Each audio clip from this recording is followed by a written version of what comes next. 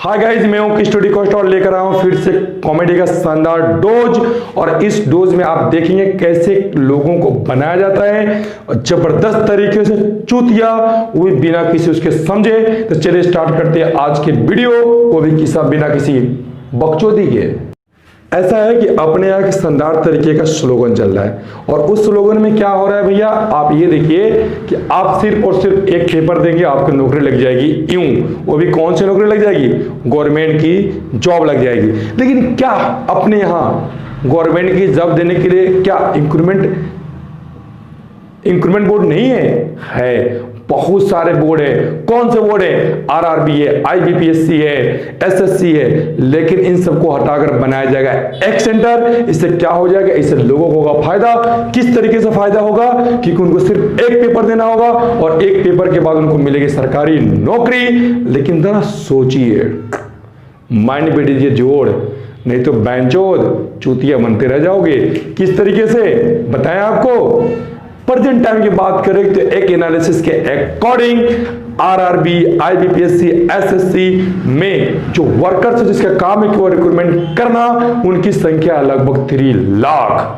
और इसके बाद नई एजेंसी बनेगी, उसमें वर्कर की जरूरत पड़ेगी आपको 50,000। और उस 50,000 के बाद जो 2.5 लाख बंदे बचेंगे उनका क्या होगा? उनका होगा दाएं बाएं फैलाव। और इसके साथ में नौकरियां हो जाएंगी खत्म।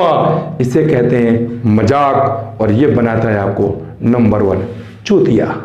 बुधुआ के बेटा हवे हवे डिग्री धारी, हथवा में पहना कांधे ले बाटुदारी, ड्यूटी डबल बा ओही में आर अरियावता।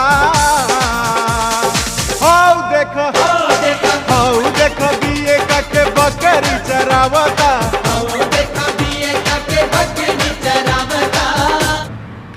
देखो आज मैं बात कहने वाला हूं। एक टीचर जो है एक स्टूडेंट को पढ़ा रहा होता है।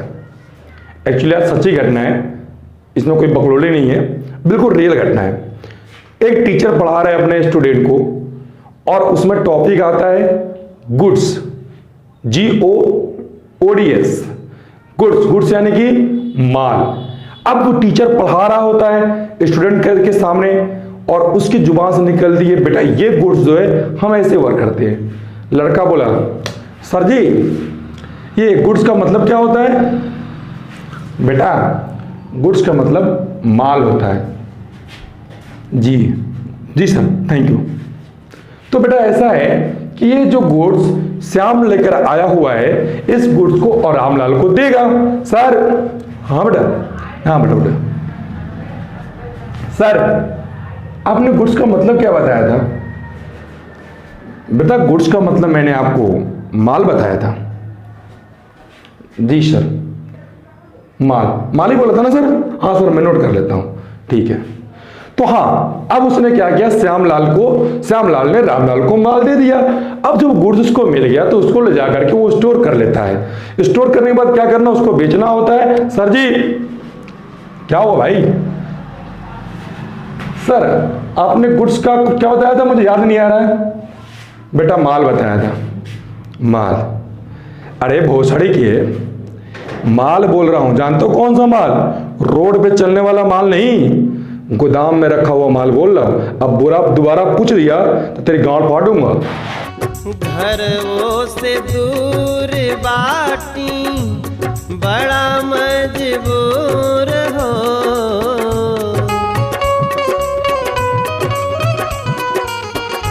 कैसे परिवार पली धक्का खाते दूर हो।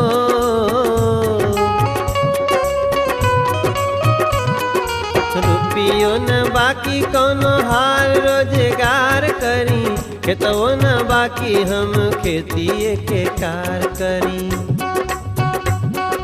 धोबी के हम कुत्ता घर ना घाट भैली बाबूजी, धोबी के हम कुत्ता। चिंता यह शरीरिया के चाट गैले बाबूजी, हर नौकरिया नहीं मिलल, अरे नौकरिया नहीं मिलल हो। हर नौकरी न मिलल मनु चाट भैले बाबूजी। अब देखते हैं, एक बार की बात है, एक गुरुजी अपने बच्चों को पढ़ा रहे थे। बच्चे को पढ़ा रहे थे, उसमें बहुत सारी लड़कियां भी पढ़ रही थी।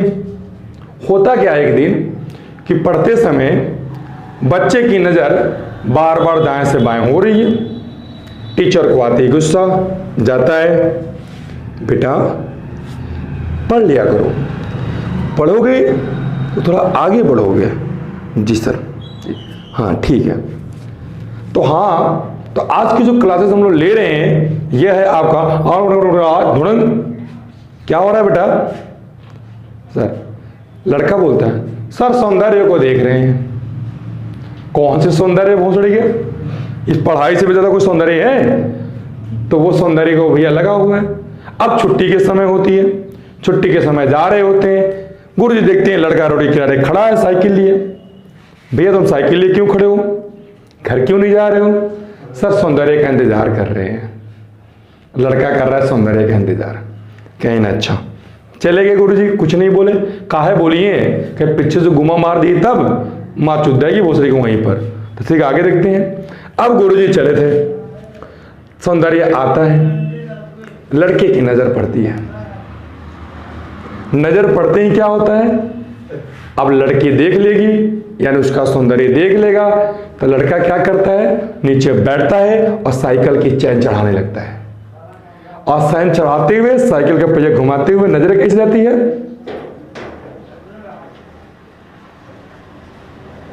पहुंच गई सौंदर्य में। अब क्या होगा, धीरे धीरे इश्क।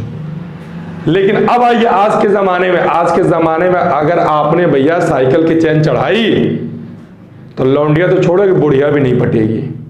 गौवा जवार हिले, शहर बाजार हिले, तोहरे आदा पे मुन्नी यूपिया बिहार हिले। सही में? हाँ हो, विद्या कसम कातिल जवानी पर है प्रिया दावा। इसलिए जरूरी है कि आप समय के अकॉर्डिंग चलें। चलिए आगे देखते हैं। बाले उमर अभी पातर कमर है, जोश में जवानी के पागल समर है। एक वर्ड मेरे दिमाग में गुजरा है भैया, ये तो प्यार हो गया, वो गुजरा है मजाक। मजाक किसे कहते हैं? क्या मजाक का जो रिश्ता है केवल जीजा और साली का ही है?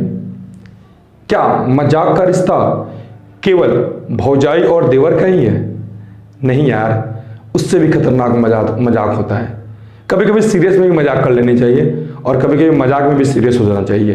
तो आज की जो मजाक मैं बता रहा हूं, देख कितनी बड़ी मजाक है। हिंदुस्तान के लगभग 2 करोड़ युवा गवर्नमेंट जॉब की तैयारी करते हैं। तक बैठा रहूंगा? चलो कोई बात नहीं, आज के अखबार में तो अच्छी नौकरी का इश्तेहार है, आजिया भेज देता हूँ, एक तो जरूर मिल जाएगी। भगवान करे मिल जाए बाबू। मिलेगी क्यों नहीं है, मैंने बीए पास किया, कोई घास नहीं काटी। और उनके साथ भी होता है गजब का मजाक। किस तरीके से मजाक? कैसन बा जमाना कि कैसन सरकार बा, मिलत नहीं के नौकरी का करो बेरोजगार बा। 40 के उम्र भाई लागू हो ना आवता। देखो बीए के बकरी चरावता। आप फॉर्म भरिए, अलग अलग डिपार्टमेंट के अलग अलग फॉर्म। उसमें एक रिक्रूटमेंट एजेंसी है जिसका काम है रिक्रूटमेंट करना। लेकिन अब मजाक ये भी नहीं है कि अनेक एजेंसियां हैं, अनेक एजेंसियों में फॉर्म भरने के लिए हमको अलग अलग पेमेंट करना पड़ता है। ये भी मजाक नहीं है। मजाक तो इससे बड़ा होने वाला है। क्या मजाक होने वाला है? अब सारी एजेंसियां होंगी भंग, सिर्फ एक एजेंसी आएगी, वो सिर्फ एक पेपर आपसे लेगी, आपको एक बार पेमेंट करना होगा पेपर के लिए, और उसके बाद क्वालिफाई करने के बाद आपको डिफरेंट सेक्टर में सरकारी जॉब मिल जाएगी। यह है सबसे बड़ी मजाक। किस तरीके? 108वीं अर्जी मेरे अरमानों की, कर लो मंजूर की, बेकारी से बेजार हूँ मैं, तुमसे कुछ और जो मांगूं तो गुनहगार हूँ मैं, एक छोटी सी नौकरी का तलबगार हूँ मैं। तरीके से मजाक ये मैं आपको बताता हूँ किस तरीके से मजाक है। रिक्रूटमेंट एजेंसियां जो हैं, आरआरबी, आईबीपीएससी जो बैंक की जॉब देती है, एसएससी, इस तरीके के बहुत सारी एजेंसियां हैं। उन एजेंसियों में जो काम करने वाले लोग हैं, रिक्रूटमेंट को देखने वाले, उनकी जनसंख्या होगी लगभग में 3 लाख। लेकिन जो नई एजेंसीज आएगी उसमें कर्मचारी चाहिए आपको मात्र 50,000। तो उसमें बाकी बच्चे 2.5 लाख लोगों का क्या होगा? तो वो 2.5 लाख लोगों को जिस सरकारी डिपार्टमेंट में जगह खाली है वहां पर उनको भर दिया जाएगा। तो उसके बाद आपके पास नौकरियां कितनी बन रही? फल्लो बचवा का भाई कोनो नौकरी उकरी मिलल? नाही पिताजी। हर दौड़त धूपत चप्पल जूता फाट गईले बाबूजी, दौड़त धूपत चप्पल जूता, दौड़त धूपत चप्पल जूता फाट गईले बाबूजी, दौड़त धूपत चप्पल जूता फाट गईले बाबूजी, नौकरिया नहीं मिलले। यही बची और इसके बाद क्या मिलेगा? आप कैसे पेपर दो, क्या करोगे? कुछ नहीं। सरकारी नौकरियां हो रही है खत्म। दौड़त धूपत चप्पल जूता फाट गईले बाबूजी, दौड़त धूपत चप्पल जूता फाट गईले बाबूजी, नौकरी न मिलल मनु चाट भइले बाबूजी, नौकरी न मिलल मनु चाट भइले बाबूजी। इससे बड़ा मजाक क्या होगा कि जिसके लिए आपने काम किया वही चीज ना मिले। लेकिन आईएएस की पॉजिटिव थिंकिंग सोचते हैं। ये तो मैंने थोड़ी सी बातें कही है। फायदा क्या होगा कि देश की अर्थव्यवस्था बढ़ेगी, क्योंकि आप थक जाओगे और उसके बाद क्या करोगे? कोई ना कोई रोजगार करोगे। रोजगार करोगे तो तुमको भी आराम मिलेगा और गवर्नमेंट को भी बेनिफिट मिलेगा। तो ये लेकर चलते हैं थिंकिंग। तो ये भी है आपका एक बड़ा सा मजाक। और जब आप ऐसा करेंगे तो सरकार देगी आपको लोन, और उस लोन से क्या करेंगे? आप करेंगे बिजनेस, और बिजनेस में कमाएंगे लाखों रुपए। यह भी है सबसे बड़ी मजाक।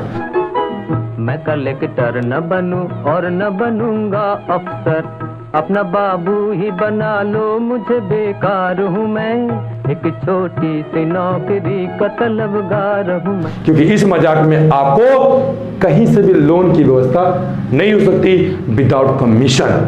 तो यह है सबसे बड़ी मजाक।